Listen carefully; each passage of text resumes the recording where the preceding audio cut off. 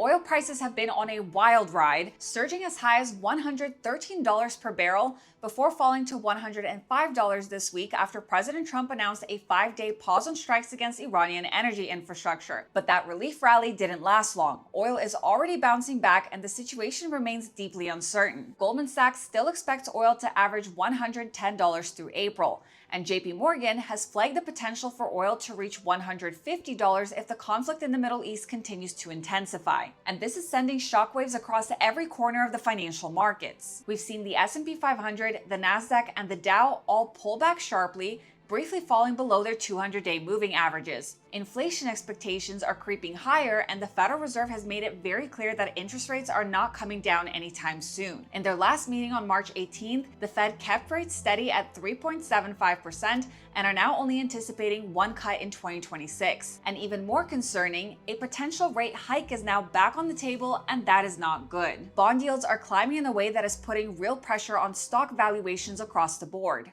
So this raises two critical questions. Is oil now acting as a genuine hedge against a broader market sell-off? And if so, how do you actually capitalize on it directly? You see, energy stocks and ETFs are the most popular play for the majority of investors. And yes, they benefit from rising oil prices, but you need significant cash sitting on the sidelines just to create a meaningful position. So in my opinion, there are far more effective ways to capture this move directly, and it's an approach I'm already applying within my own portfolio. I'll be walking through everything using Plus 500, which is my go-to platform for commodities and direct market exposure. And a quick heads up, right now Plus 500 is offering a $60 promotional credit for new users who open and fund their account with at least $300. You can take advantage of this promo by clicking the link in the description and using code Victoria60. Terms and conditions apply. Now, before we continue, I have to mention that I am not a financial advisor and this is not financial advice. This video is for educational purposes only and reflects my own research. Most importantly, past performance does not guarantee future results, and investing involves significant risk and potential loss of capital. So always consult a financial professional. So to begin, why is oil rising so rapidly, and how is it acting as a hedge in today's market? Now, I covered the full breakdown of what's happening in the Middle East in my previous videos, but for those that are new, here's a quick summary. At the center of this war in the Middle East is the Strait of Hormuz, a 20-mile waterway that roughly 20% of the world's daily oil supply passes through. Iran holds significant influence over that choke point, and they have severely disrupted that flow. And when there's less supply and the same demand, prices go up. Simple. When oil climbs, it doesn't stay contained to the energy sector. It sets off a chain reaction across the entire economy, because oil has a direct relationship with inflation. When you overlay oil prices with CPI on a chart, the correlation is very clear. When one rises, the other follows. The reason is simple. Oil is embedded in everything. When energy costs rise, so does the cost of shipping, manufacturing, and transportation, and those costs eventually land on the consumer. Which brings us to the Fed. Powell has made it very clear that they're not cutting rates anytime soon. And here's why that matters for equities. When rates stay high, treasury yields rise, and rising yields compress stock valuations. The higher that yield climbs, the less investors are willing to pay for future earnings today. So the relation becomes very clear. Rising oil pushes inflation higher, inflation keeps the Fed restrictive, and the sell-off in equities follows almost directly, which means oil and the broader market are now moving in opposite directions. Now, when oil runs, most investors reach for energy stocks like Chevron, ExxonMobil, or ETFs like XLE.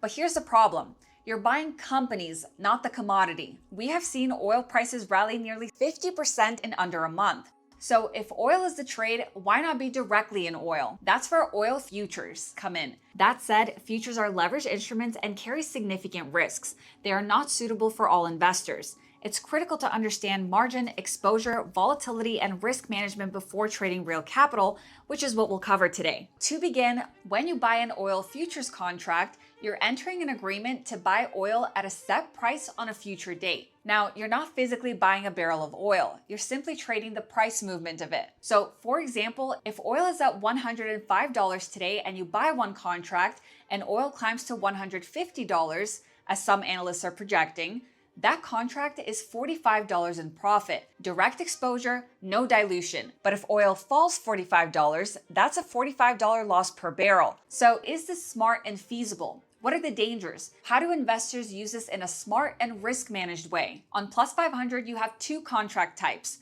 regular contracts, and micro contracts. One regular WTI crude oil contract represents 1,000 barrels of oil.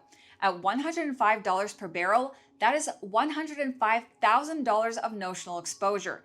A very large position, so leave those for the large institutions. Micro contracts are 1/10 of that, so 100 barrels and roughly $10,000 in notional value. That's where I personally focus. Real, direct exposure to oil without the oversized risk. And that is why I love Plus 500, because it gives you access to so many different types of contracts. Now, here's the key.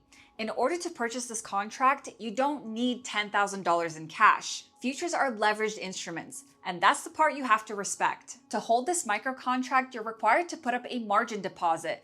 Think of this as the minimum amount of cash you need to trade and hold the position. On Plus 500, if you're day trading, opening and closing within the same session, you need around $80 in margin. If you're holding overnight, that raises to around $600. So roughly $700 total to buy and hold a contract. You're controlling $11,000 in value with only $700 upfront. And that is what makes futures so accessible. But this also comes with leverage risk. Here's what's critical, and I cannot stress this enough. Margin is what you need to enter the trade, and the notional value is your actual exposure, size based on your portfolio and not the margin requirement. And this is where investors get hit. A $20,000 account holding one micro contract that represents $11,000 in notional value is 55% exposed to oil. That is extremely aggressive. A 10% move down in oil, so $110 to $100, is a $1,000 loss, not $70 loss.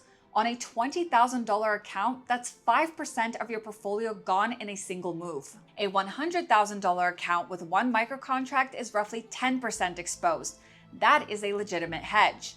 And my $150,000 portfolio with one micro contract is about 7% exposure. So if I wanted to hedge roughly 15% of my $150,000 portfolio using oil futures, I'd simply buy 2 micro crude oil contracts, requiring only $1,400 in margin to make and hold that trade that is controlling roughly $22,000 in notional value. But always size based on exposure and not margin. So when you step back, the domino effect is very clear.